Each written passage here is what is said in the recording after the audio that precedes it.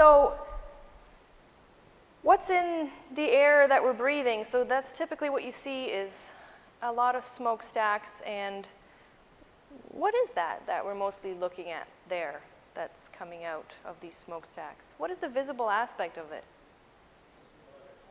Water, right? Good for you. Makes plants grow. So what I'm going to do today is take you a little bit deeper. First, I would not be giving this talk without my group members at St. Mary's University. So from left to right, that's Kian, myself, Julia, and Lee. My master's student, Julia, just completed an honors thesis, and I have a postdoctoral fellow, and I will include a shameless plug that I do have positions open in my lab for MSc or PhD students. So I will describe in detail the air that we breathe, in particular here in the Halifax region, talk to you about what is good air quality and some complications of air quality, things that we encounter, and our recent measurements and results from my group. So we've been very busy. We've been outdoors a lot, measuring around here, around Nova Scotia and Halifax, and talk to you a little bit at the end about the planned work for the future. If something is horribly unclear, please stop me and ask a question. There's no sense in going on.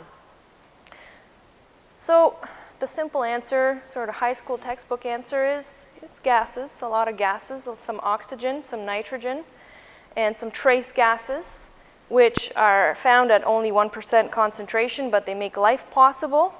So typically water is at 1% in the atmosphere, and we've got the ozone, the good and the bad of ozone at 10 parts per million in the stratosphere, and then about 80 parts per billion in the troposphere, max. And we have carbon dioxide, which, is emitted by industrial processes, but also makes plants grow. And so it always blows my mind that these gases found in these ridiculously small concentrations make the biosphere system go.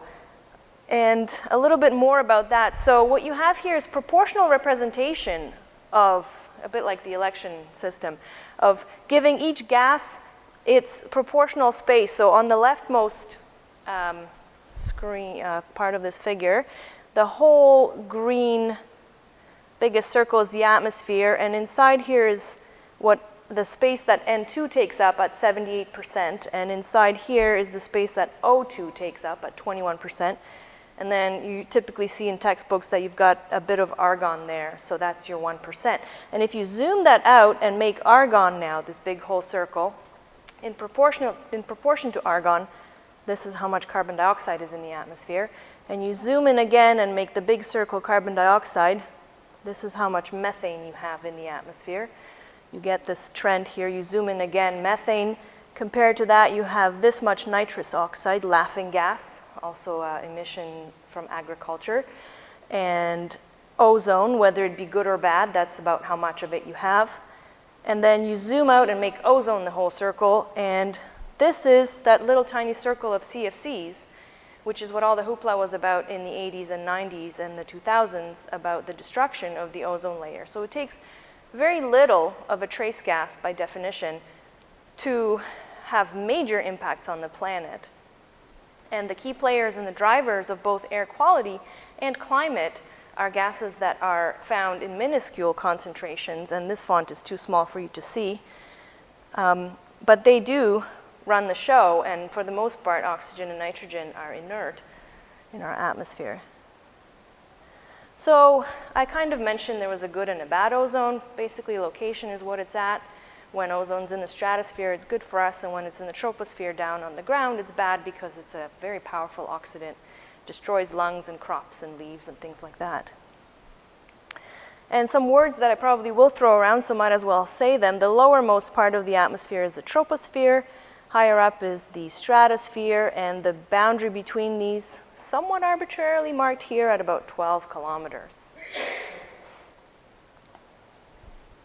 So what else is in the air that we breathe besides gases? And the short answer there is aerosols, which are microscopic suspended particles, either solid, like the typical aerosol coming out of a can. Sorry, that's liquid. Or solid, which is the right picture, which is actually a satellite view of the Sahara. I wish I had a pointer. If anybody has something that they play with their cat with in the audience, I would love to get my hands on it. They're so commonplace now. So this is a satellite image of Africa. This is the Sahara here. And this thing is actually not cloud. On my screen, you'd be able to see that this is yellow because it's sand blowing off the Saharan continent. So suspended particles could be solid in the atmosphere, and they're also called aerosols. And then this is probably a combination of both liquid aerosol particles and solid particles hanging around in a fairly polluted city. So besides trace gases and solid or liquid aerosols, we also have water in there, and this is fairly arbitrary. It's just based on size. When the radius is of a certain size, about yay big, we call that a raindrop, and if it's smaller, we call it a cloud drop. And we distinguish water from all other condensed phases in the atmosphere because it makes sense to do that scientifically. So you hear a lot about air quality in the news, and there's a lot of research being done about air quality, but operationally, what is it? So it refers to low concentrations of some key gases, and these are the ones that are regulated in Nova Scotia and in most parts of the developed world. So ozone, carbon monoxide, nitrogen dioxide, sulfur dioxide, dihydrogen sulfide, and then particulate matter. So those suspended particles in the air. And one more term that I probably will throw around is a planetary boundary layer. So I mentioned that the lowest, I do hope this goes away. The lowest part of the atmosphere is a troposphere, but even lower than that, the very layer in contact with the ground is called the planetary boundary layer or the atmospheric boundary layer. And that's where we regulate the gas concentrations because that's what makes sense, because that is the air that we breathe. And in Nova Scotia, we have legislation that regulates these gases at certain levels. So you're allowed to be exposed over 1 hour to 30 parts per million of carbon monoxide. You're allowed to be exposed over 8 hours to 11 parts per million, for example. And that's because if it's a longer exposure time, you want to make sure that you are being exposed to lower concentration. So we have different thresholds depending on the time window that you're looking at. And we have similar criteria for the other gases. Now, TSP in this table is total suspended particles, so that's that particulate matter, so not the gases. And so this is law, and this is monitored by the province. And when these things would be in exceedance of these allowed amounts, that would be called poor air quality. So I'll get to it. As a citizen, how do you know you have good air quality? But first, let's zoom out and talk about where we are here. We're nestled in a nice green forest, so compared to other places in the world, we are in a very green environment. We all love the fact that from Halifax, it takes a 5-minute drive or a 20-minute bike ride, and you're out in this wonderful setting. So for the most part, we have good air quality, and nothing I say here tonight is going to fundamentally contradict that. We live in a very nice part of the world as far as the air is concerned. Now, as a citizen, your access to knowledge about air quality in an operational sense is through the Air Quality Health Index, which is available through Environment Canada. Now, Environment and Climate Change Canada has been changed with the new government. The whole ministry has been renamed to emphasize the climate interests. And so these places here on this map, Greenwood, Kentville, Halifax, Pictou, Port Hawkesbury, and Sydney, are the only locations, or are those locations in Nova Scotia that will actually give you an air quality forecast. How many people have ever checked this? So just like you can get the weather from Environment Canada, which is the weather that I look at because it's the weather that's non-sensationalist, It doesn't, predict storms. Well, it takes into consideration the likelihood before it says there will be a storm. So on the same website, rather than clicking air here, you click weather, and you have our National Weather Service weather reports. So this is publicly available, but the reason you probably don't check it that much is when you look at what the forecast was for yesterday, actually, which is when I was updating this talk, the 6 locations that do have an air quality health index reported for them, they were all at low risk at this time. And for the most part, we do not have very significant problems like Toronto or like developing world countries. And so you zoom in a little bit further on that, and so that too corresponds to low risk. That's in Halifax now, clicked on the city as opposed to Port Hawkesbury, although it was all the same. And this comes with, instructions for what to do if you're a person who is suffering from kind of respiratory problems or other chronic problems. And those instructions for low risk, you basically go on as normal. There's no need for you to modify your behavior, but if the air quality health index was showing something else, something like moderate or high risk, the at-risk populations would be instructed to change their activities to minimize how much air they're sucking in as part of being outdoors. So this air quality health index is based on the relative risks of a combination of just 3 pollutants. So ground level ozone, which you'll see in this talk as GLOW, G-L-O, particulate matter, the 2.5 and the 10 refers to diameter in microns, so 2 different sizes of particles, and also the concentration of nitrogen dioxide. So nothing else goes into constructing the air quality health index. No carbon monoxide, no VOCs, volatile organic compounds, no sulfur dioxide, nothing else. And for the most part, that's done because these 3 species have large predictive power about how a person is going to feel in the air that they're breathing. So these 3 species do a good enough job of predicting an air quality health index that will be perceived as the correct one by a person who would suffer the most in poor air. So at your leisure, you can talk about, or you can look at what the different categories mean. So now a slide on the average air quality in Nova Scotia. So this is, on the x-axis you have hours from midnight to noon back to midnight, and it's an average over all the data in 2007 for 2 gases, and that's ground level ozone, GLO, and NO2. 2 gas species that go into the air quality health index and that affect people's breathing. And so we have ground level ozone at about 20 parts per billion. It goes down during the morning rush hour and goes down again during the afternoon rush hour. And then nitrogen dioxide, which is in part produced from car emissions, goes up during the rush hour in the morning and up again in the afternoon. And they have this curious inverse relationship, which is very particular to our environment, where the ozone gets titrated by NOx, which is NO and NO2 emissions. So this is great because we're well below the maximum permissible ozone concentration of 80 parts per billion. Yet, Halifax Harbor population is about 300,000, just closest to the core of the HRM, over 400,000 for the entire HRM with its full extent. So we know we have industry. We know we have Tufts Cove. The refinery, this is now actually closed, right? And some of its bits and pieces are have been auctioned off.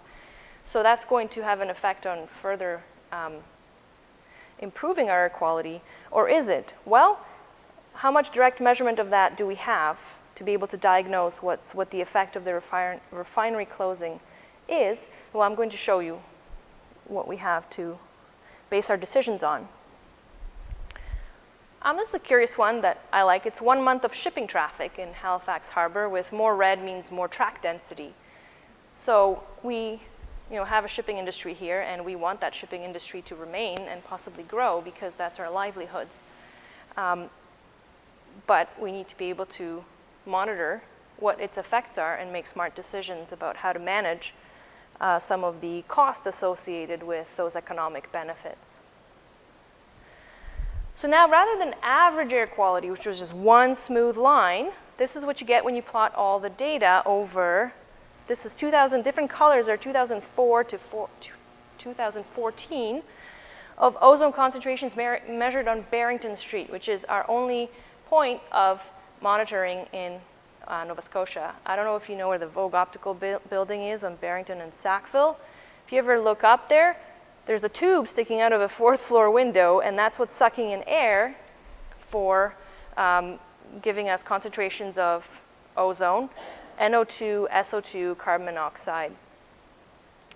And so what you can see is some typical geophysical features. So slightly higher if you squint amounts in the spring, so that's springtime ozone enhancements. And you see that overall we're exceeding a 50 parts per billion concentration on a number of occasions. And so that's called exceeding the desirable ozone concentration level.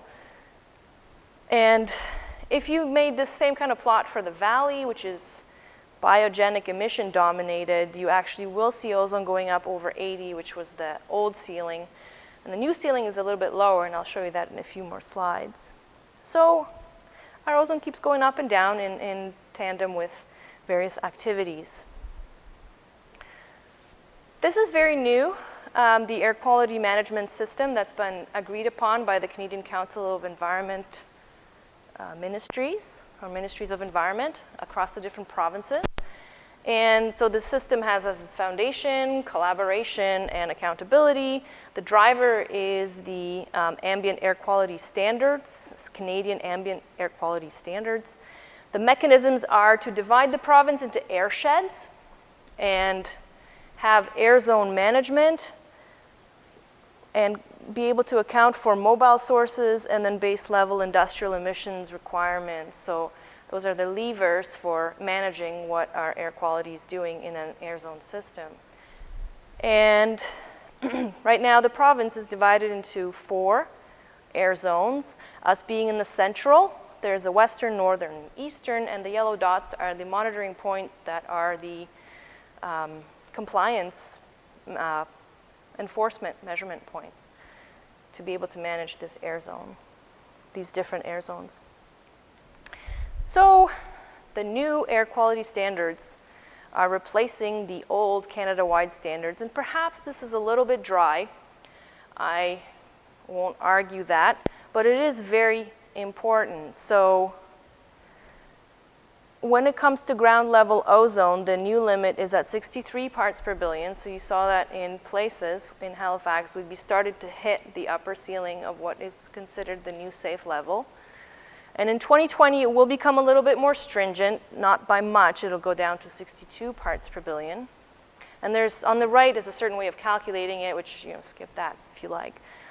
And the other thing that's being controlled is PM 2.5. There is both now a 24-hour limit and an annual exposure limit.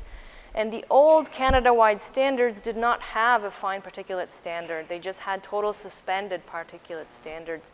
And what's well known now is that the fine particles are the ones that get into your airways and have health effects, but the big ones, not so much. Now, the air zone also is an advantage because in the Canada-wide standards, enforcement or compliance with regulations was required in census metropolitan areas with a total population of over 100,000. So now, we have a southern air zone as well, so rural areas as well are subject to some kind of control and regulation. And when a red flag is raised, there are management actions associated with, okay, what do we do with this level of ozone, or what do we do with this level of carbon monoxide? So there's 3 different flags you can get, or it's like European football, soccer, right? You get a red flag. That means you really have to change something. So you need to take actions for achieving the air zone Canada ambient air quality standards. And that happens if you have this exceedance of 63. And for PM10, or for particulate matter 2.5, this is your standard, and this is your standard here. Now, if you have lower concentrations, there's still things you should be doing, and this is a vast improvement because you need to take sometimes actions for preventing exceedances. So this is an approach that now is asking us to not just deal with red flags as they happen, but to have a system of green and orange and red. So taking preventative steps maybe in time, maybe before air quality is at a level where we see increased hospital admissions. And not just being reactive, but being proactive. So if you had a green card, you need to keep taking actions for keeping clean areas clean. So that's where you really would want to be in an ideal world. So here's Nova Scotia's air quality report card, and this just came out in 2014, so it was published in 2015, so it's the latest available, actually, report card for Nova Scotia. And what that's going to go is it's going to go by the air zone on the left. The management level and actions will be listed, and then the driver will be what's driving the report card flag. Is it ozone, or is it the particulate matter, and in which time exposure category? So we're in the central air zone, and we get a yellow, which means we need to take actions for preventing air quality deterioration. And the driver of that report card is ozone, because at 52 parts per billion in an average sense, that is approaching the ceiling of 63. And so out of these 3 different drivers that are possible, ozone was the highest to the maximum that's permitted, and so that's why it's named our driver. In the eastern airshed, we have actually a worse result, being the orange. So actions, they need to take actions for preventing ambient air quality standards exceedances. And the driver in the eastern zone is particulate matter here, with 6.9 being the highest relative to the maximal permitted for that species or constituent. The northern airshed, which includes Annapolis Valley, also gets an orange, and their driver is a little bit different. So their driver is problems with PM 2.5, so fine particulate matter in a 24-hour sense. So they have episodes of particulate matter that are driving this report card, whereas in the eastern airshed, it's the annual concentrations of PM 2.5 that are higher. So this speaks to chronic versus acute risks, which is, for those of you who are more medically minded, you'll know more about that. That's not my particular focus. And the western air zone again gets an orange, this time for ozone. And I'm sorry, I screwed this up. Western is the one that includes Annapolis Valley. Let's take the guessing out of it. Whoops. Apparently my presentation took the air zones map out of it. There we go. Western included the valley, northern included Pictou, and eastern is Cape Breton. So depending on where you have your home or cottage, or where you like to go camping, some of these might be more relevant to you than others. And there can be more than one driver in an air zone. So in the northern air zone, it's both episodic exposure to PM 2.5 and in an annual sense, it's a bit on the high side. But overall, this is a positive message. We're doing fine, and we have a shiny new system for making sure that we stay fine. Okay, so the problem or the complications that arise, is that things never stay the same, and we want Nova Scotia to grow, we want to prosper, we want to do new wonderful things, like expand various industries. And so how is that going to affect things? Well, we'll see, but we need to have data to do that, and I'm going to propose to that I don't think we have enough data to do that right now. So what we've been talking about is ozone pollution controls and particulate matter controls. So very, very simplified, and this is what you need for a management system, because you can only manage a certain number of things. So, but in order to be able to control ozone and particulate matter, if you look down here, you have to start looking at more and more things, because methane emitted into the atmosphere affects ozone, as do VOCs, volatile organics, which is code for, oh my God, there's way too many things that we can track here. It's just a forest of organics that undergo very complex atmospheric chemistry. and black carbon and organic carbon and sulfur dioxide. And so the picture gets quickly complicated, and I'm not here to get into that so much as to give you an overview. And another complication is transport. So no city is an island. Nova Scotia is not an island. And if I asked you the question of what fraction of Halifax air comes from away, what would you say? And I'm going to hopefully show you a movie, which is an old one, but a good one. This is from a Canadian satellite, which was actually the first satellite to measure carbon monoxide from space and provide a picture like this. So yellowish, reddish is more carbon monoxide, so more in the industrialized northern hemisphere, less in the southern hemisphere. And you see very nicely in this the weather patterns of the world, and you see carbon monoxide advecting all over the planet. So not sure that exactly helps to answer the question of what fraction comes from away, but some fraction definitely comes from away, and I'm going to tell you that the estimate, a good estimate right now, is half comes from away of what we have. So not only do we have to worry about us changing, we have to worry about the world changing and sending more things our way. So this is a nifty little map that a student of mine made. The pink dots show large cities that are a source of pollution, and the colors show the frequency with which air came to Halifax from that location. So basically, where did the air come from? Primarily, you see this yellow is a corridor along the middle of this figure to show us that we have quite a wide airshed spanning the whole continent, really, from north to south. We are in the westerly wind regime here at northern mid-latitude, so air does come to us from the west. And it hits along the way, you know, Toronto, Ontario, the Midwest in the States. That's for January. So there are numbers on these colors, but I'm just not showing you the numbers. Basically, more red means more frequently it comes from that spot. And in July, the map looks a little bit different because weather patterns change, but we also sample very much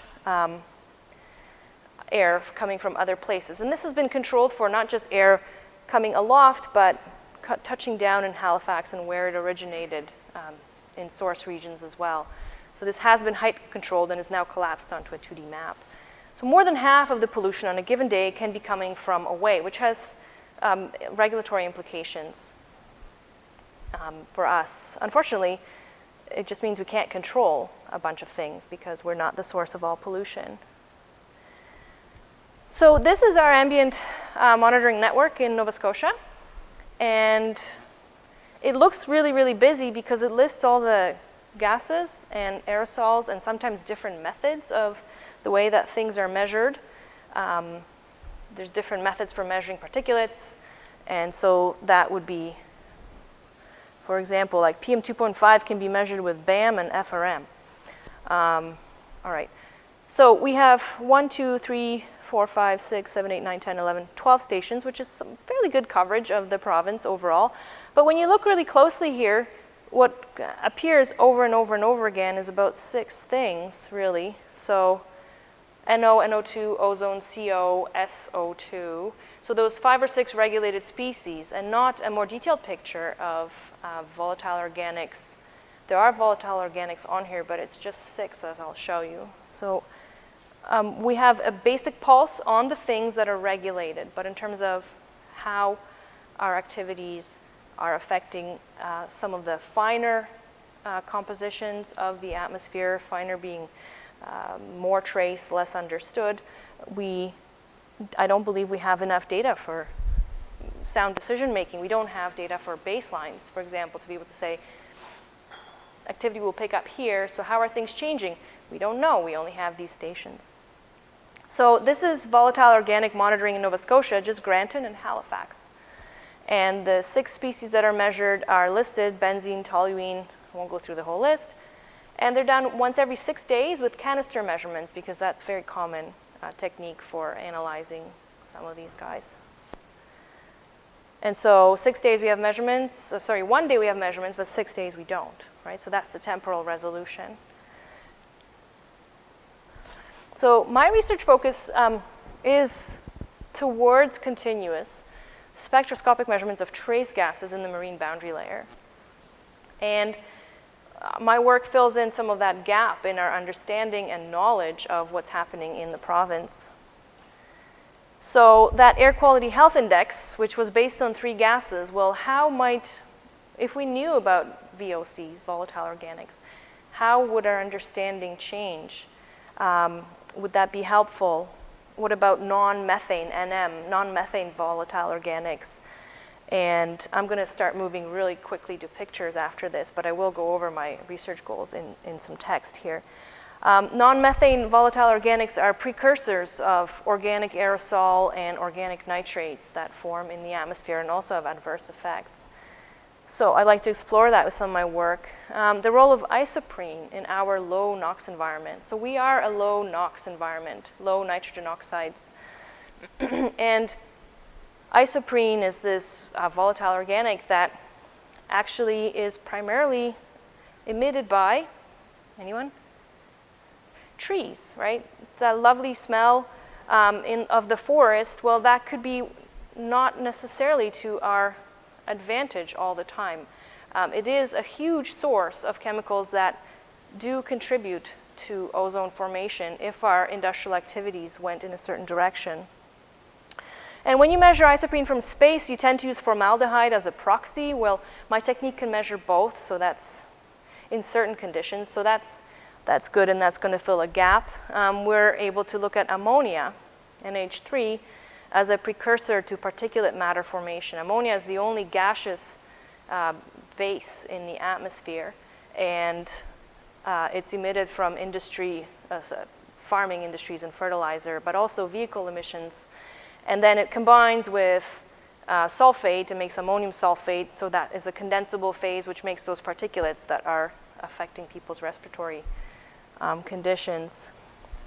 I'm interested in this Halifax as the tailpipe of North America motif, which is what I was trying to show with the plots of where does our air come from. Well, it comes from away from more industrialized regions, and in some circles, scientific circles, the tailpipe of North America is a pretty standard term for Halifax, Maine, etc., because we're the outflow regions of the continents. And so coming with that is the question of what's the relative importance of local versus transported pollution? And is it always 50-50, or what do we have to do to get into trouble? Or who do we have to talk to upstream so that they don't get us into trouble? And the relative importance of biogenic versus anthropogenic precursors of smog. So the carbon monoxide that we're emitting, or the isoprene that the trees might be emitting, for example. And also diurnal, they have weak and seasonal effects. So I'm interested in validating satellite and model concentrations, predictions of air quality, and validating emission inventories for all kinds of exciting species that my technique can measure. And I'm really all about the local air quality, because it's nice to produce, it's nice to look at satellite maps that show you really smooth and cool pictures of, oh, Beijing is really bad. We're lucky here because we don't, show up as a big red blob on the map. But really, our local environment, satellites don't really measure exactly what you're breathing. They're measuring something in a 3 by 3 kilometer footprint, if you're lucky, looking at it from 650 kilometers in orbit. So there really is a need for local environments, and that need will never get away, that need will never go away, no matter how many smooth satellite pictures you can produce. They just don't have the magnifying power of an instrument that's working in situ. And so with our technique, as you'll see, we're perfectly suited for doing some mobile characterization and monitoring of trace air quality, AQ, and GHG, greenhouse gas sources. So in other words, we take requests. If you want us to come and look at your air quality, we can.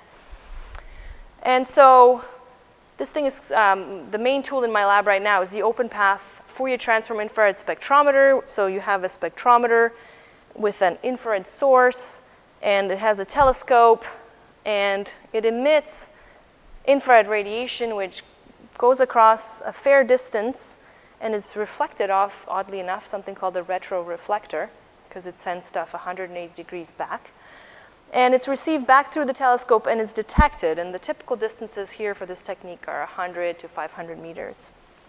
Now, we know what we're sending out in terms of infrared, and then we see what we get back, and from that we know what's been absorbed. And so we are able to infer what gases did the absorbing along the way. So here's an example measured spectrum in the funny but native units to our technique, where this is 1,000 wave numbers. That's about 10 microns for those of you who are into units. And at 5,000 wave numbers, that's around 2 microns here on this side. And so this would have been a nice sort of humped spectrum like this if it wasn't for all the gases that did the absorbing along the way. And so the primary absorbers in the atmosphere are water and carbon dioxide. That's why we have a greenhouse problem. But there is all kinds of other little chunks missing from this, and that is all the other gas names that you can see on there, and many more that I'm not showing. So the technique is powerful because with that one instrument that I showed you, you can pick up anything that is what we say infrared active, that it absorbs infrared radiation. And not only that, once you record a spectrum and it's sitting there archived, you can change your mind and go back and analyze it in many different ways.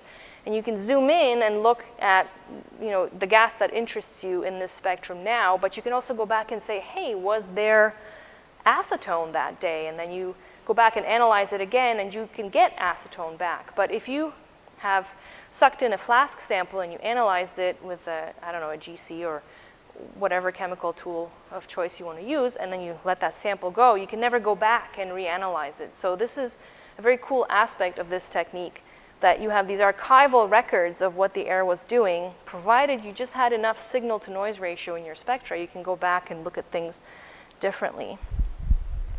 So, why do we need more measurements? And I hope that I've convinced you that Nova Scotia isn't as pristine as you might assume.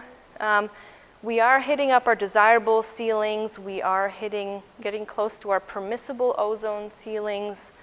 We do have biogenic, volatile organic compound sources.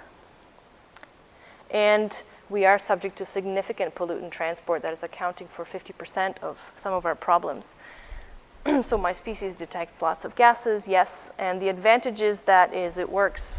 We have our own active source, so it's day or night, rain or shine. In fact, we can measure through some rain. Not crazy, but we can. When we set this up, we know exactly what part of the airspace that we're measuring, and it's not a total point source measurement, but instead it's a little bit of a path average, which can be its own advantage. We're detecting multiple species, and we're doing this quickly. So here's us measuring at St. Mary's in the atrium. Here we're set up, spectrometer and telescope.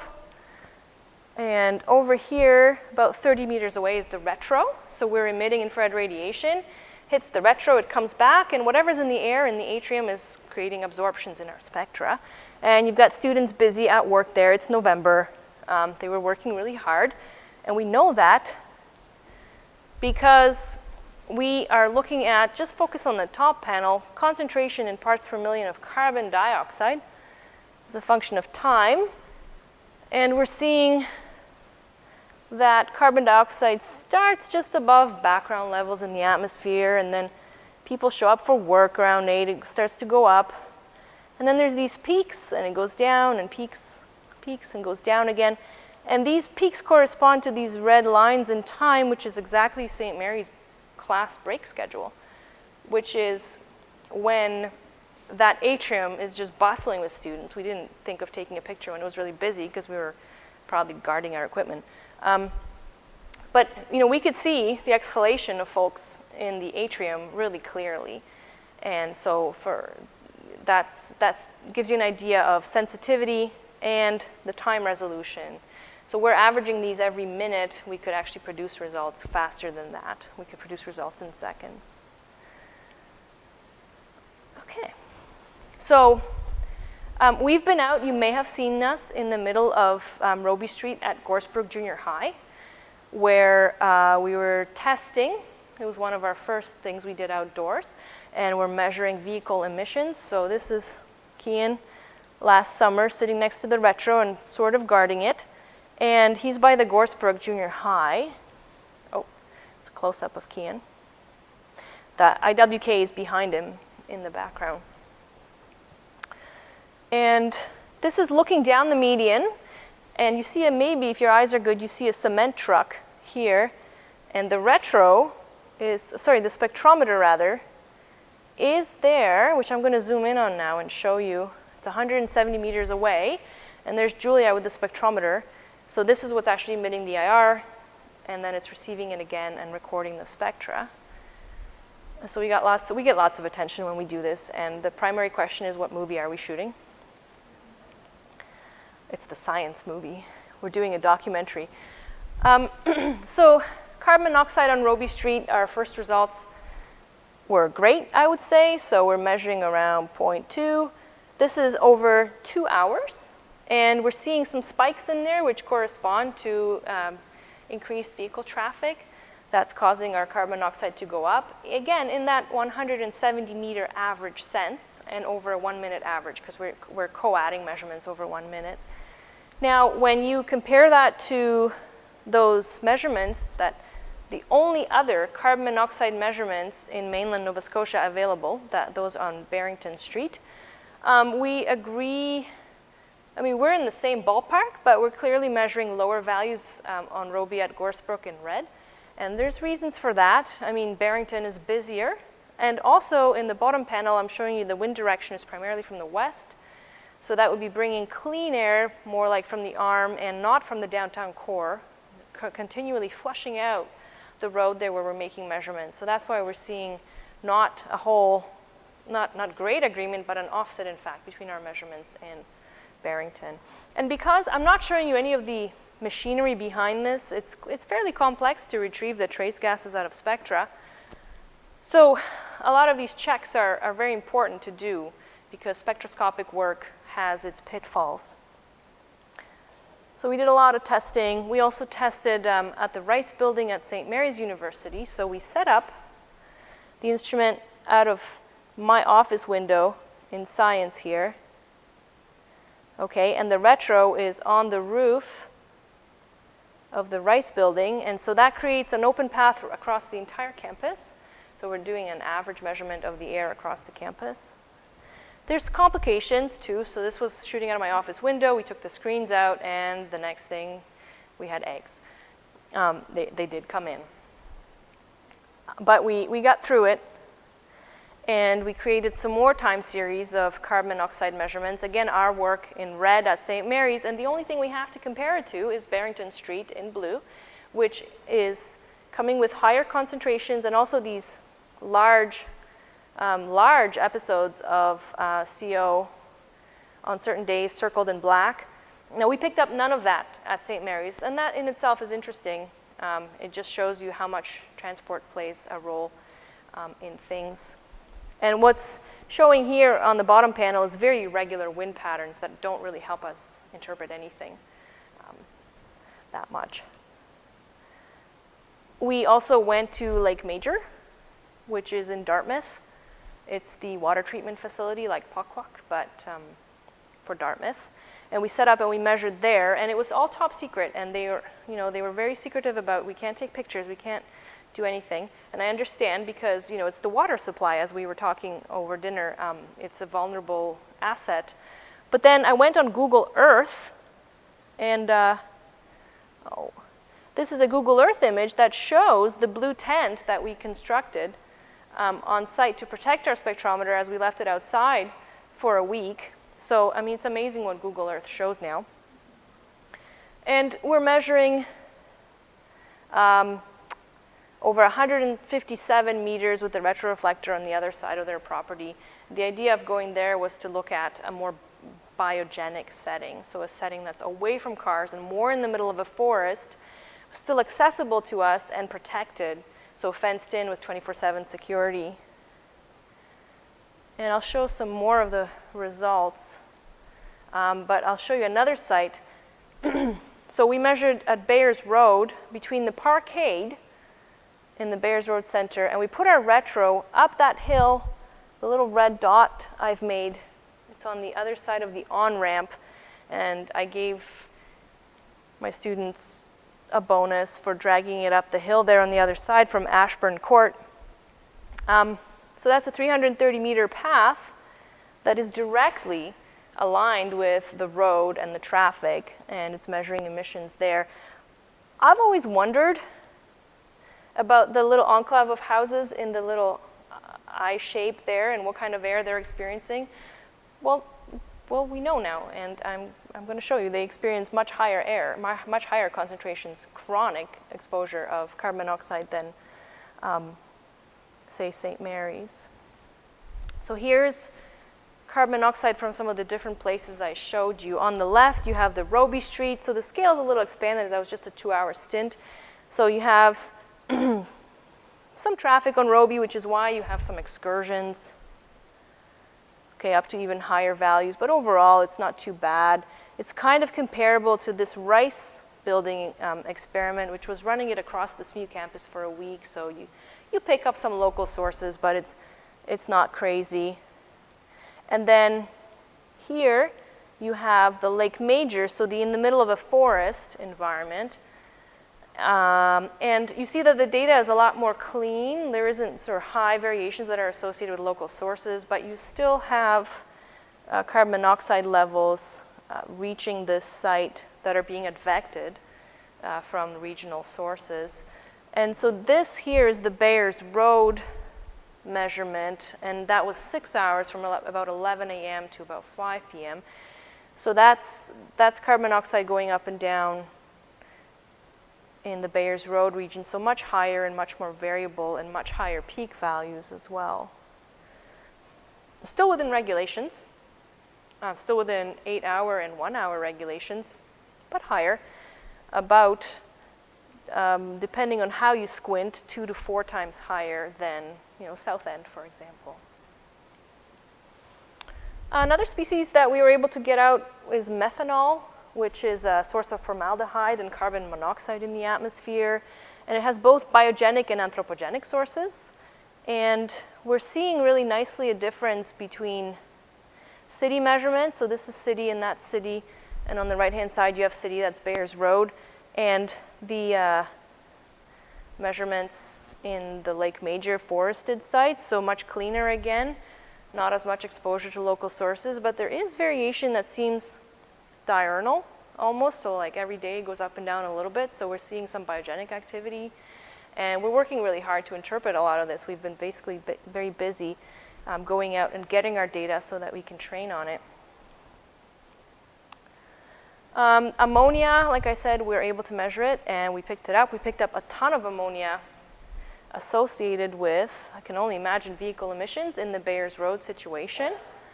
So that was interesting. So that's, again, part of the air quality of that, neighborhood. And we are seeing ammonia in the forested environment as well. So I'm coming up to time. I'll just show you Point Pleasant really quickly. We got a lot of attention when we went to Point Pleasant. I say we, but it was really my group because I was still on maternity last month. And so we set up a telescope. This is Black Rock Beach. And the retro, you can't see it. It's here on the lookoff. So you go around the helipad, and you can go right to the very end there, and you can either fish or you can set up a $20,000 retro reflector and measure. This piece is $200,000 and the retro is $20,000. So that's why location is important to us, because you can't just leave it overnight. So that's about 330, 360 meter path in which we measured stuff like ships coming and going. So you see a big ship that's actually taking off. And there's other ships that came throughout this day. And so there's 4 different gases shown here. The blue plot, subplots, you can just ignore. They're pretty much our diagnostics on our analysis process. But carbon monoxide, variable and higher than the levels I showed you up to now. Oh, no, come back. And then it got quiet. And the same is true of SO2s in the top right corner, so sulfur dioxide, which comes out of burning sulfur-rich fuels. And there's higher concentration of SO2, sort of in line with carbon monoxide, and again a quieting. Nitrous oxide is a bit all over the map, and then it got quiet, and nitrous oxide is a difficult measurement. And then ozone is picking up as the carbon monoxide is tapering off, and again, and then it gets kind of flat and quiet. And what we're observing here is that the wind pretty much turned around like on a dime. It was blowing from the north, so it was bringing the emissions associated with the port work to us into our open path, and then it flipped and started blowing from the ocean, so it was clean air that we were sampling. Carbon dioxide went down, SO2 went down, NO went down, and ozones returned to their background levels because they were not being titrated by the nitrogen dioxides anymore. So that was very exciting for us and really a true test of our capabilities. So that's giving you a flavor of where we've been and some of the kind of work we've done. In the near future, we have a lot more data to analyze. I'm showing you pretty standard gases, and we're working to tease out some things that are more difficult to tease out. We are going to measure more in the harbor, and we are working towards these continuous spectroscopic measurements, which means that rather than going out in episodes and being able to do some monitoring here and monitoring there, we'd like to have the instrument, say, docked somewhere like now and taking data all the time, so that it's, we're getting the maximum value out of a piece of equipment that costs $250,000. And so one idea is an observatory at SMU, and SMU is very supportive of this, is to have the spectrometer sit, say, somewhere around the atrium, and to be able to point it at targets, like retroreflector targets. We have several of them to be able to measure the ambient air quality. But really what I want to do is to have a continuous observatory in Halifax Harbor with this kind of a view, and we're working on that, and you can imagine some of the parties we're working with, but it's not that easy. We have permission from Parks Canada to be on George's Island, to situate our retro there, because that would be easy for us as well. It's a completely passive piece that doesn't require power. It might get vandalized, but if we sort of put some camo on it, it should be fine. But the spectrometer needs a bit of sheltering and needs a bit of more protection, and so rooftops are ideal, but somehow people are really protective of their rooftops, especially engineer types. So we're working on it, but if you've got any connections of getting us into the harbor so that we could have this view for our observatory, we could be pointing at a retro on George's Island, we could be pointing at a retro on the Seaport Market roof, and we could be assessing directly the effect of shipping emissions on our air quality in Halifax without having to refer back to that one sensor on Barrington Street, as much as I appreciate it, and doing guesswork about which way the wind was blowing. This would be a direct measurement, and that's what we need in Halifax. And with a facility like that, I can think of several other researchers who would complement that work that we're doing on trace gases with particulates, so measuring aerosols. So I'm very grateful for the funding that I've received from these organizations, which cannot be not shown, but what I do want to leave you with is a parting thought, and then take your questions.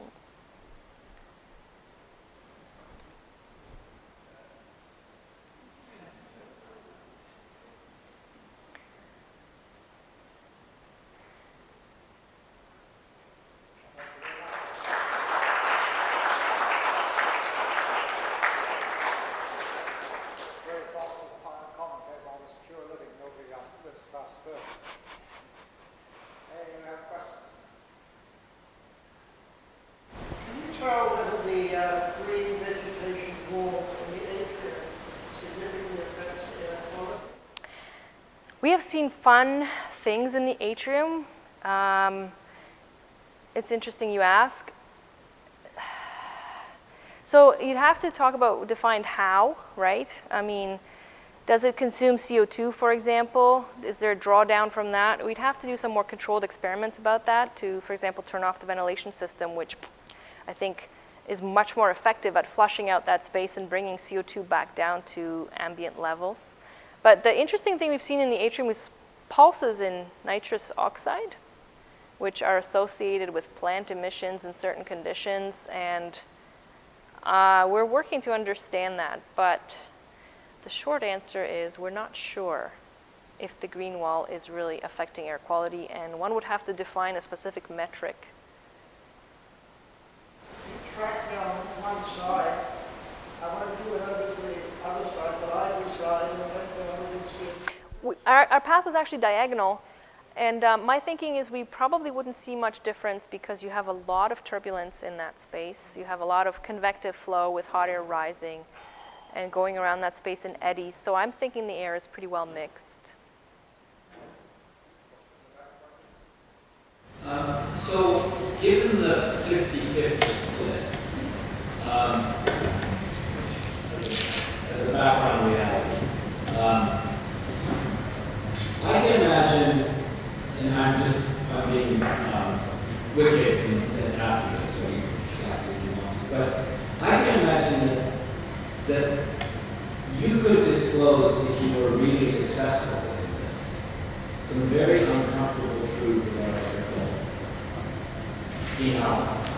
I think I already did. Yeah, well, I don't think so. But if you really ran it. Yeah. Yeah. So, can you say what would happen if that, if you really, because, I mean, for example, just for fun, I was spinning the scenario that, guess what? Running in Point Pleasant Park is not a great thing to do with this sort of short. I mean, I'm being really nice. You see what I mean? There's a certain sense in which, and I don't know whether or not you've come across this already. I'm just curious whether or not this is potentially unwelcome. It's precision. Yeah.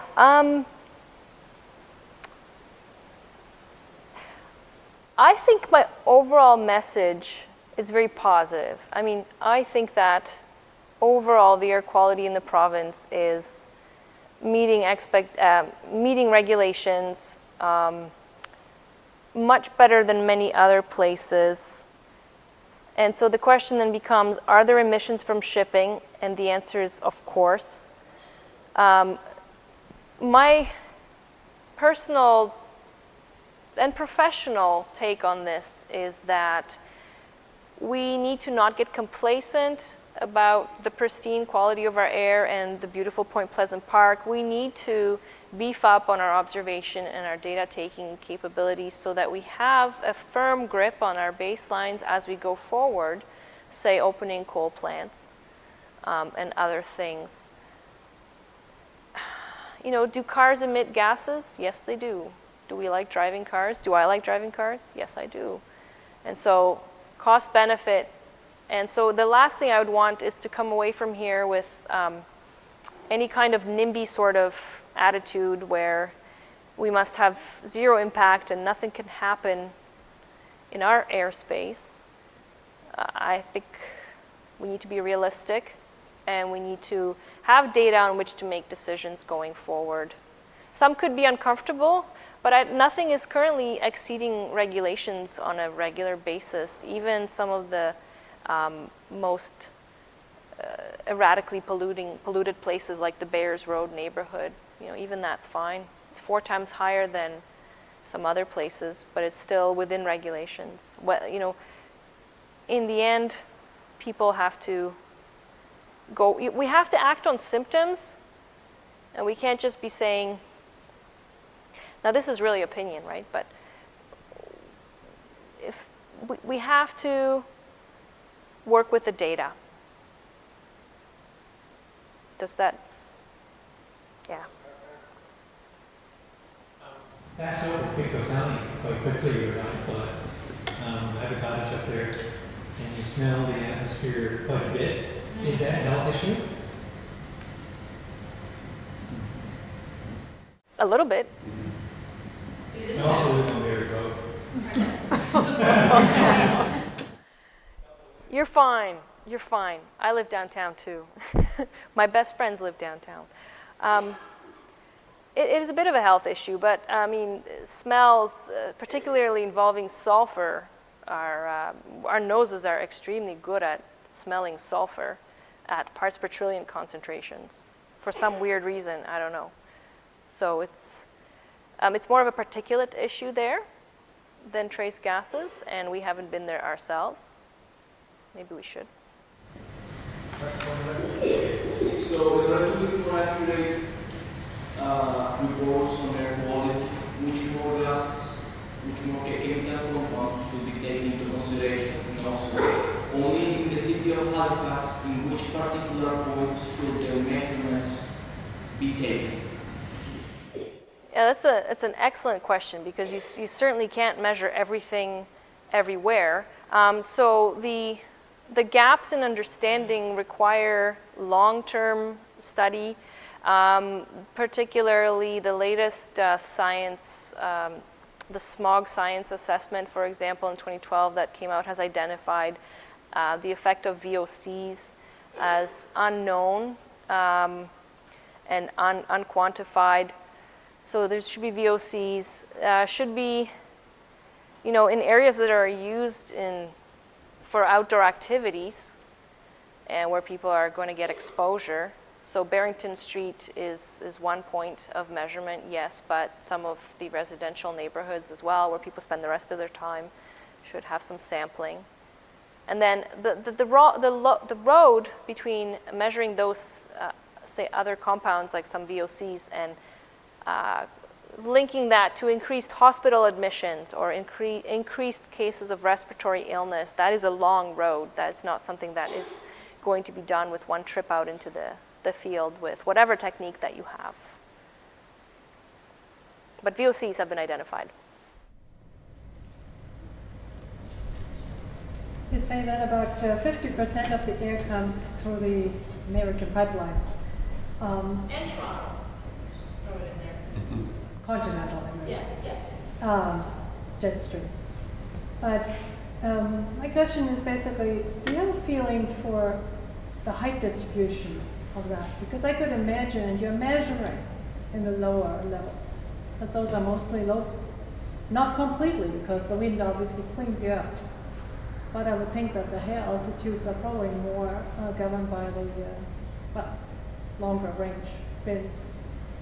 So the particular airshed plots that I showed, they were actually trajectories calculated using full range of NAM meteorological data, and they were filtered for trajectories that touched down in Halifax and originated within a couple kilometers above the source regions. So within a couple kilometers above the source regions, you can assume that things emitted at the surface will quickly and efficiently mix within the planetary boundary layer and homogenize themselves in the lowest, most troposphere. Couple kilometers, you say? Yeah. But the level where you cut before were 12 kilometers. Yes, so the whole troposphere extends up to, say, around 12 kilometers, depends on latitude. But these trajectories, they were really direct routes of transport between surface Halifax and within a few kilometers of Toronto. So they were source-receptor relationships that may have taken some turns, along the way. I'm not sure if I'm answering your question. Are you concerned? Well, I'm just basically what's behind my question is when you give the values you showed us by local measurements, can we really say, okay, we can't do much about it because 50% is coming from the outside? Or can we say we are so close to the surface that most of it comes actually local? Okay, yeah, so the Point Pleasant measurements, absolutely. Those are local emissions. Sorry, I didn't understand your question before. Our system, we're at the surface. We're so close that we don't need to invoke that it came from somewhere away when we can pretty much see it. And the windsock on the helipad at Point Pleasant Park is pointing, right there in our faces. Yeah.